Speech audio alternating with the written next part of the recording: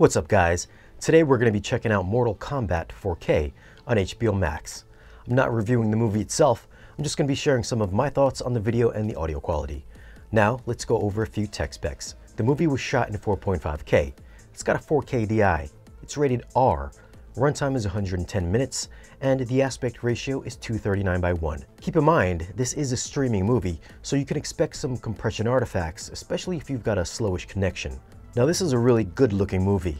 It's not 4K crisp despite being shot digitally, because there is a very fine layer of digital grain or noise. I suppose they could have added some grain after the fact, but it does have a film-like appearance. If you've seen Joker, I'd say it shares the same look. There's still a ton of details from wrinkles and freckles and close-ups, and the costumes come off intricately textured as well. I've read that there isn't much green screen used in the movie, so most of the backgrounds were really there, so you will see tangible background textures when shots are either in the cave or when the characters are walking through the rocky outdoor scenes. Now the digital backgrounds when you're in Outworld blended in naturally with the practical pieces, so it didn't look too fake. The CGI was also nicely done when Sub-Zero starts getting all icy, and even Reptile came across realistic for the most part. As for HDR, it is in Dolby Vision. It's got a warm color palette, and it's also not a bright, colorful movie. Most of the outdoor shots seem a bit overcast, and the rest of the movie takes place in darker areas. There's some great specular highlights from little things like interior lighting or Kano's laser, and Liu Kang's fire dragon has some really good pop. Black levels weren't the deepest, but there's good shadow detail, and I didn't notice anything being lost.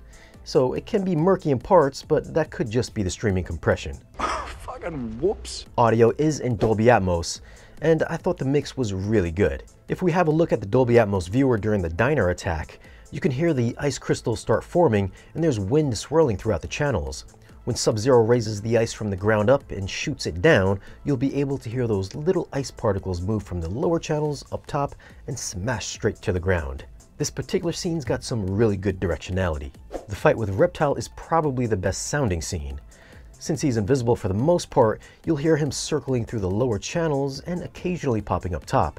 If you follow where the yellow balls are moving, you'll be able to hear him in the exact spots in your speakers. It's an excellent sounding scene if you've got a proper setup. Now even during some of the non-action stuff, there's a ton of little effects that move around the soundstage. It's either little noises or some atmospheric sounds moving about. As for bass response, I think the best parts are from the musical score. I believe it's Sub-Zero's theme because every time he's about to get busy, there's this really low synthesized rumble that'll vibrate your room. I think if you've got some smaller subwoofers, you might not be able to tell how low it goes, but if you've got some subs that can reach low, it's gonna sound pretty impressive. Of course, during the big action parts, the bass is gonna hit hard, especially when someone's getting punched or something's exploding. But to me, I thought the standout was Sub-Zero's music.